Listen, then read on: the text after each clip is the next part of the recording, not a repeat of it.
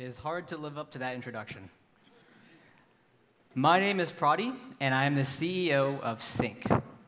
My mission is to create a world where language is no longer a barrier.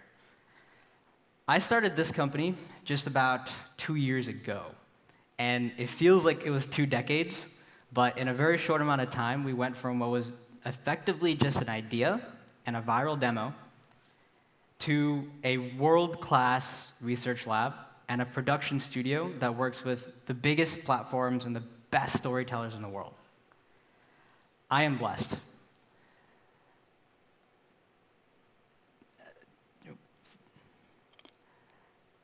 I'm going to give a preface to this talk. So at any given point in a journey, it's really easy to look backwards and connect all the dots.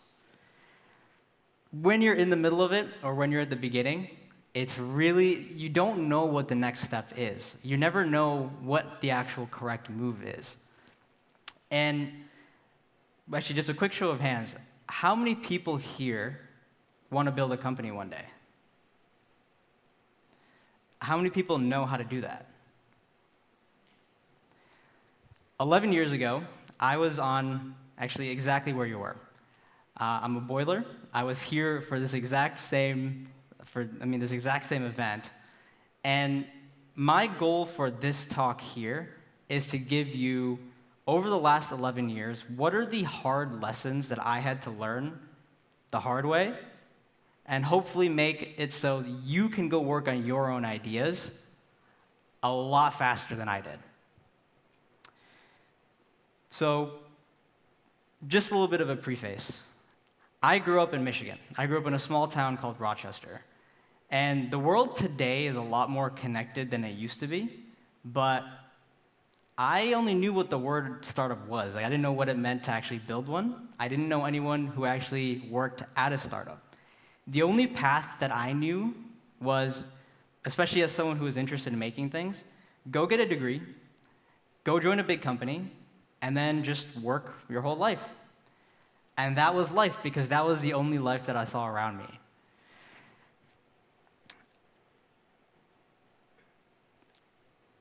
Sorry. I graduated Purdue, and I joined Microsoft at actually a very interesting time for the company. This was 2018, so this was right around the time that Satya Nadella just took over. And the energy was electric. I mean, people were excited. There was a new kind of company that was being built. And I got to join an applied research team, and I got to report directly to the director of research, which was an incredibly exciting role, and it was not an opportunity that I took lightly. Now, I got to learn how to apply these, at the time it was machine learning, at massive scale, Microsoft scale. I think that's the biggest scale you can probably see in the world. I got to learn how to take what is just an idea, so research, which is usually just a unique insight or a novel way of thinking about a problem, and actually applying it and taking it to production, all the way to actually impact users. The things that I built touched 350 million people around the world, and even to this day, the biggest companies in the world are leveraging the technology that I had a chance to work on. It was an amazing experience.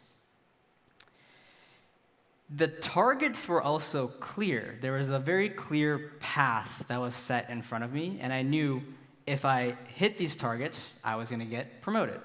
And I was getting promoted. I was getting promoted fast. Everybody was telling me that I was doing all the right things, but somehow I didn't feel like I was doing the right things.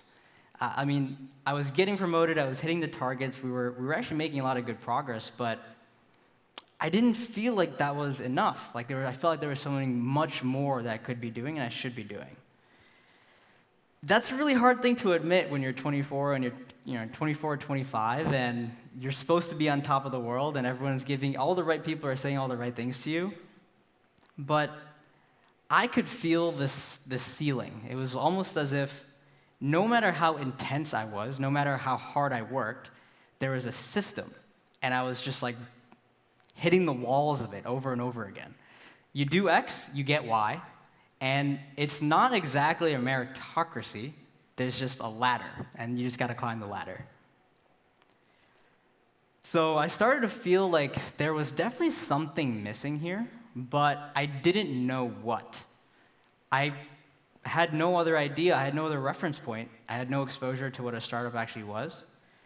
So I had all this energy, and I had all of this curiosity, and I guess this kind of call to adventure. And I started just throwing it around in a bunch of random directions. So, of course, as a young, very single adult with a very big paycheck at the time and more time than I knew what to do with, I bought a motorcycle. I started to hike, and I didn't just learn how to hike, I actually learned how to ice climb, and then I summited Mount Rainier. I want you to let that sink in. I mean, I was a kid who grew up learning how to ski on effectively what it was, a garbage dump that was turned into a ski resort, and I say resort very generously. That kid summited the biggest mountain that he has ever seen. That's crazy. And it was really funny to me because at the time, especially when I was climbing up to the top, I had this idea in my head that I'm going to get to the summit, and yeah, I know exactly what to do. Like, I know the path, I learned, I trained for this. I knew what to do. There's a path laid out in front of me. I was going to get all the way to the top, and then that was going to make me happy. Like, that was something that was missing in my life. There's a pattern here. So I got up all the way to the top, and I looked around at the rest of my expedition. They were overjoyed. They were crying, they were ecstatic, they were so excited, and of course, it was a beautiful moment, but when I looked at myself, I was expecting this massive transformation. I was still the same person, and I knew that I was going to climb down that mountain and get back to the same life, and I was going to be on the same ladder. That's it.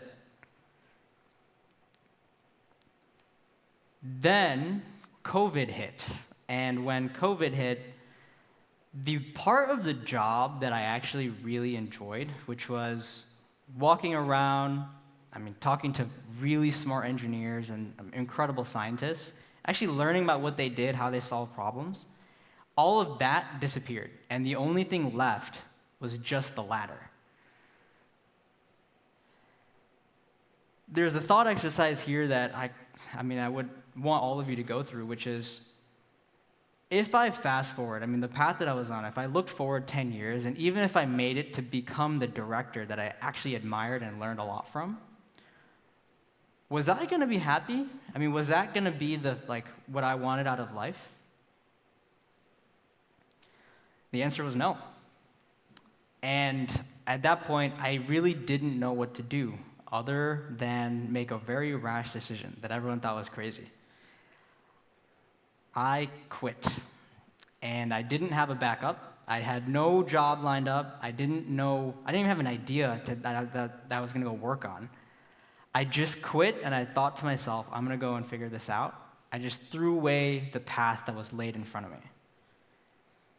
I was all the way in, and I just burned all the ships. At the time, this was the height of the pandemic, so what I did was I just looked for the biggest problem that I could see and then just started to figure out how to solve it. At the time, mental health, the entire system was failing. It was just failing to scale. There was so much more demand than capacity, and it was just a tough time for anyone to get help who was actually looking for it. I saw this problem, and then I started to read a lot of these entrepreneurship books. So I went by the book and I said, okay, I'm going to read the market reports. I'm going to do the customer interviews. I'm going to do customer discovery. I'm going to sit down, and the idea in my head was, if I just go down this entrepreneurship checklist, these people are going to tell me exactly what they want, and I'm just going to go and make it for them. Done. Entrepreneurship is easy. Building a company should be pretty straightforward. Obviously, it was a terrible idea. Don't laugh. But I ended up I went through this, and then I ended up building what was effectively like a HIPAA-compliant version of Slack that they could actually use with their practices. In order to make that work, though, I would have to go and get insurance companies to pay for it. And what I didn't know at the time was insurance companies don't want to pay for anything. That's just like the first in many, many, many problems that, I mean, from the approach that I took, but it all came down to one thing, which was I just did not understand the market that I was trying to go and serve. And that led me to the first big lesson I had as a founder, which is first-time founders will focus on the product, but the product is not the business. Second-time founders will focus on distribution or the market. Who are you serving? What do they actually want? Not what they say they want. Like, what are the things they're actually facing? Like, what are the problems that they face that they'd be willing to pay for to solve? And then how are you going to go and acquire those people? Like, how are you actually going to get to them? So the second time around, I completely changed my approach. I mean, this time I was also I was like hungry for a much more technical problem because building a HIPAA-compliant Slack was just super boring. I got obsessed with this idea of, I mean, what if you could build this network of products? And if you could walk through the physical world, you could pick something up, and then you could scan it, you would know everything about it. You know where it came from, who owned it before, everything. If you can figure out how to connect a physical thing to a digital thing and make that connection immutable, you would effectively authenticate the real world. And I thought that idea was really powerful. I was really excited by it. This time, I was a lot smarter, though. I wasn't just thinking about the network and the products and how I was going to build this thing. I was thinking, how do I crack distribution? Like, how do I actually get people to use this? How do I seed this network with products so that it's actually useful to people? And this is a business that I can build. So I partnered with one of my friends who had a family business that already had major accounts with most of the major luxury brands all across the US and across Europe. And I mean, instantaneously, from day one, I had access to doors that it would have taken me years to get through if I was just by myself. Fast forward, we built a working prototype, we launched it, and we actually had almost $250,000 in pre-sales in about 10 days. That felt good. I mean, that felt really good. For the first time, it felt like there was there was traction, like there was something here. There were serious people who were serious decision makers who were very interested in what we were doing. Then the hype cycle blew up, and it turned into a bit of a waiting game. I mean, no brand wanted to move first. Everyone wanted to be second. It would have worked, in my opinion, it would have worked. We just needed to put some time and energy, would have gotten that there. But that wasn't the real problem. I mean, the issue here was I was all in. I had everything on the line, so I was going to go figure this out. But I couldn't convince the rest of the team that this was worth investing in.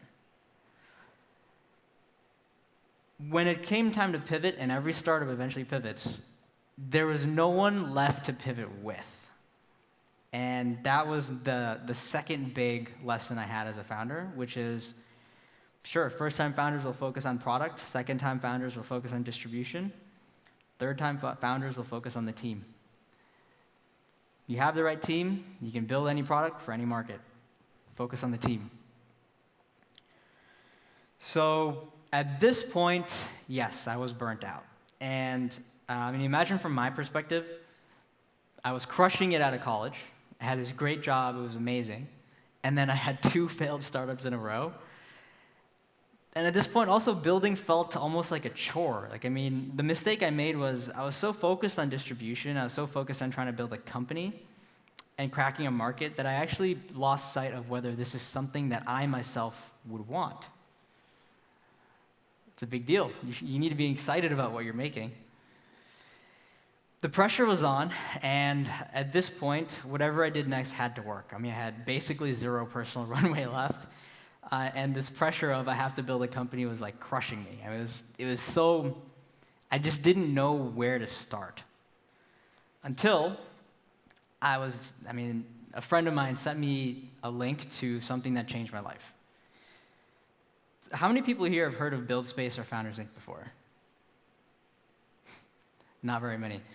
So BuildSpace was a really cool company. It was backed by YC and actually Andreessen, run by this guy named Farza. And it was really cool because they ran this program called Nights and Weekends, which is exactly what it sounds like.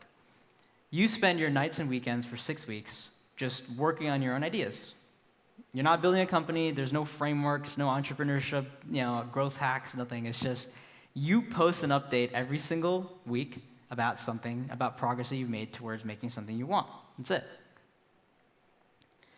So at this point, I thought, screw it, let's do it. I mean, let's go 6 weeks, let's do something, and then I'll figure out what to do next after that.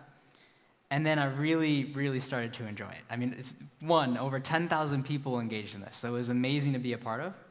And for me, I just went back to doing what I really enjoyed, which was reading papers, following my curiosity. This curiosity led me to read this paper called Wave to Lip, which was very interesting to me because it's like the first model that allows you to edit what a person has said in a video, and it works across languages. And I read this paper, I was so intrigued by it, and I was very interested in it because, I mean, this was when GPT came out. You could create these personalities, so what if you could have a face-to-face conversation with someone who wasn't actually there? So I built a prototype, I launched it, and overnight, 250,000 impressions on Twitter. This was at a time when no one was picking up my calls. I mean, I felt at my lowest, and immediately I felt like I had people actually care about what I was doing, what I was making. I found my community. And it didn't stop there. So I just loved the experience with BuildSpace and Founders Inc., who's the company that funded them. And I flew to SF, I met the team, and from there, I just knew, these are builders. I mean, this is the type of energy I got to be around. These people are all working on their ideas, and being around them inspired me to keep chasing mine. And that was the missing piece for me. So I kept pulling on the thread. I actually reached out to the original researchers behind the paper. I was so curious about what they were doing. We started to collaborate together. We built a new model, and we basically hacked it together on a bunch of free credits. We launched a viral demo that just blew up the internet everywhere. We raised from Founders Inc. We got into YC. We graduated at the top of our batch in YC. Later in the year, we won the AI grant. I'm in a group chat with Nat Friedman and Daniel Gross. I mean, I get to learn from people like Arvind Srinivas, Dylan Field, David Holtz, like incredible founders. And today, we're also working with the biggest studios in the world. It just changed everything for me. My story is not meant to make you just quit everything and burn everything to the ground and just move and start to work on your ideas. This is a way for me to relate my experience to you. And remember the first thing I told you. It's very easy to look backwards and connect the dots, but looking forward is never that clear. After all of this, what I can say is there's just 4 things that you need to do. Find people you want to build with, who inspire you. Make something. Launch it, so give it to people, and then iterate. That's it. That's all. Thank you for coming to my tech talk.